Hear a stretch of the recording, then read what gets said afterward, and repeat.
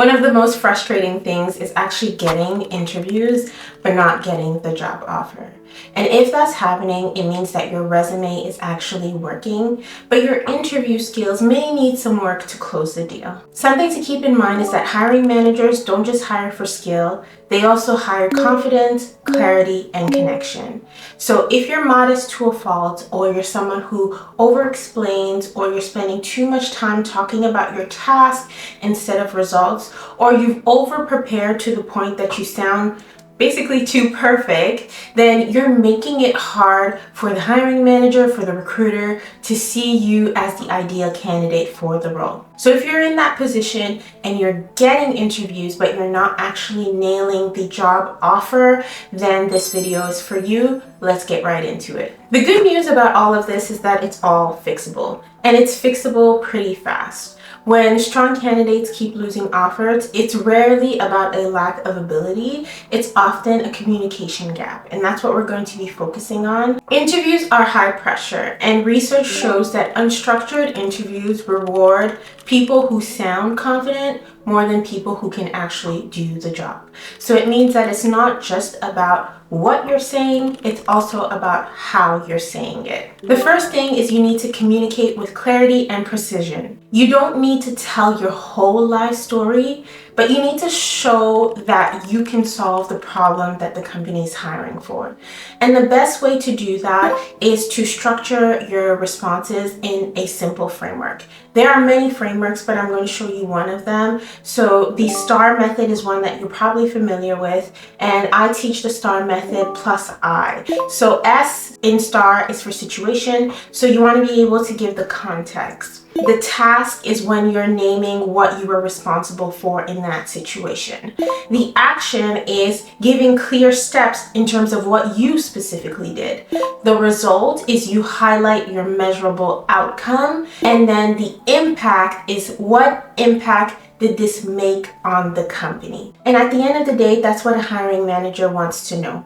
They want to know what's in it for them. They're hiring for this role. They're putting a lot of money to go through the hiring process. They want to know what is in it for them. So you need to be able to communicate that the work that you've done did not only bring a result, but it had an impact on the company. So that's why I teach the STAR plus I method, and I is for impact. So using frameworks like this help you keep your answers short, concise, confident, and focused, and keeping them to the point where you're at least saying clearly what it is that you did and how it was able to impact your company. So this framework is great for behavioral interview questions. So questions like, tell us about a time you did this. They're also great for situational interview questions. So if you were in this situation, what would you do? So these are kind of hypothetical questions. So the STAR plus I method can be used in both of those situations. If you want to get deeper into the conversation of various interview frameworks, I am hosting a free webinar on December 7th at 3 p.m. It's called How to Get the Offer, Not Just the Interview. It's the 3-step system for introverted managers and directors, helping them land 150K roles. So you'll learn how to structure your answers. You'll learn about calm confidence and how to handle those tough interview questions with ease.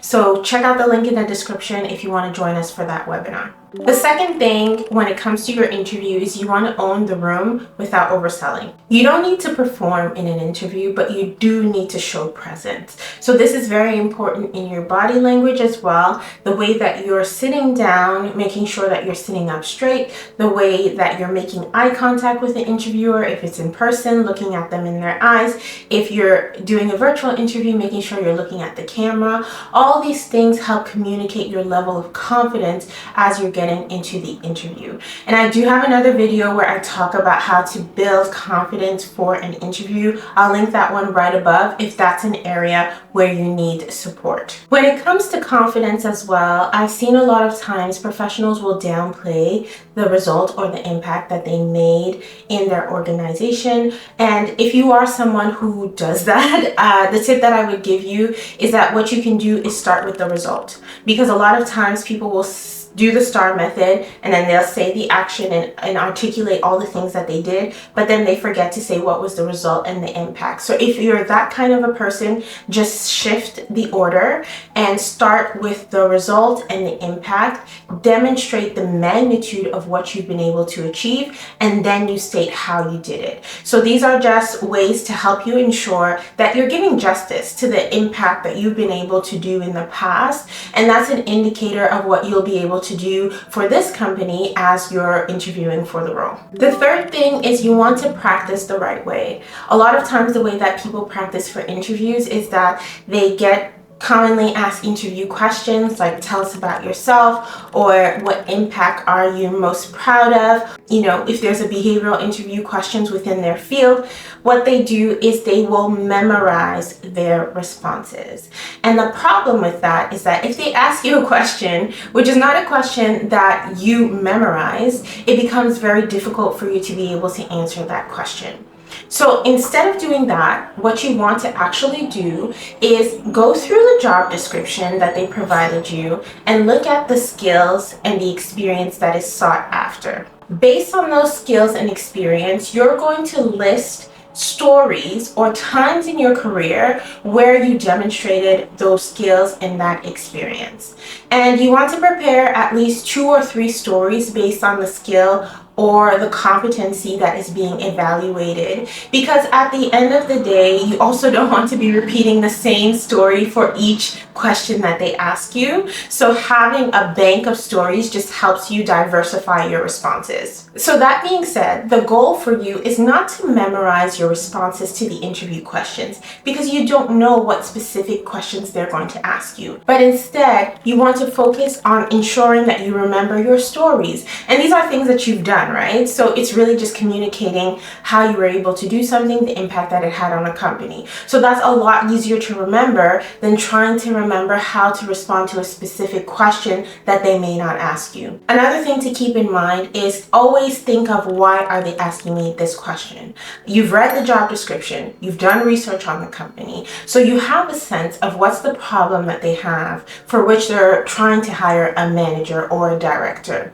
So based on that, when they're asking you an interview question, always ask yourself, why would they be asking me this question?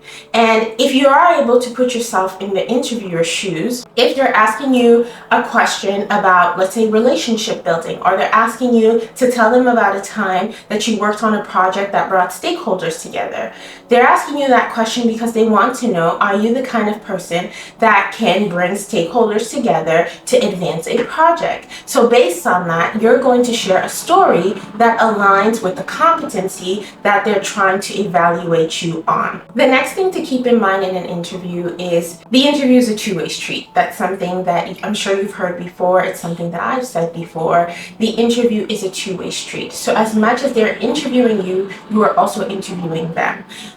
I cannot even count the number of times as a hiring manager that I get to the interview. I've gone through my various questions and I'm asking the person, do you have any questions for me? And they're like, nope.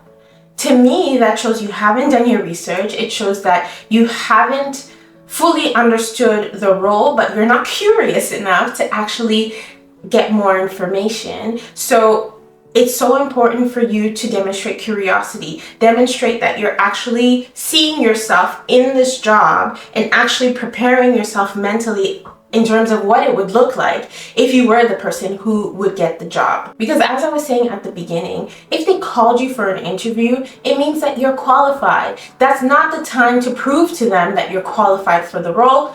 They already know that you're qualified based on your resume, based on your cover letter, or any other documents you submitted. The interview is really a time for you to demonstrate that you're the best fit, you're the best candidate, you're the top candidate for this job. So you need to give them a sense that this is the person that we want doing the job. And you do that by demonstrating curiosity, by understanding, what is it like to work in this role? What is the day-to-day like? What does success look like 6 months from now in this role, a year from now in this role? If you're asking questions about the recruiter or the hiring manager about their experience at the company, you're going to stand out as a candidate because you're not just curious about what you would be doing, but you're curious about the culture. You're curious about the dynamics in the company. So you need to also position yourself not just as someone who comes to the interview and just make sure that you're answering every question they ask you and make it seem like it's an interrogation. It's not an interrogation, it's a conversation. So you need to ensure that you're also asking questions and showing that you are curious about the role. Let's say you've done all this, everything I talked about, you've done it, but you don't get the offer. It doesn't always mean that you messed up. So that is a caveat that I want to put out there. Hiring is a business decision and it's not a personal decision. Budgets can change in a company, priorities can shift, internal candidates show up, and unfortunately we're seeing a lot of fake job openings coming up for companies. So all these things are possible. So you may never know what's the full story in terms of why you didn't get the offer, and that's okay. But what you can control is how you prepare, how you clearly communicate, how well you tell your stories, and the more you practice structured, results first answers, the stronger you become in every interview that you're going to have. As I mentioned, the webinar is coming up on December 7th at 3 p.m. is how to get the offer, not just the interview. I'm sharing the 3-part system for introverted managers and directors to land a 150K plus role. In the webinar, I am teaching you how to communicate your value clearly, how to handle tough interview questions with confidence, and how to turn the interview into an offer without having to pretend to be someone else, especially for my introverted folks. The link to register is in the description. I will see you on December 7th at 3 p.m.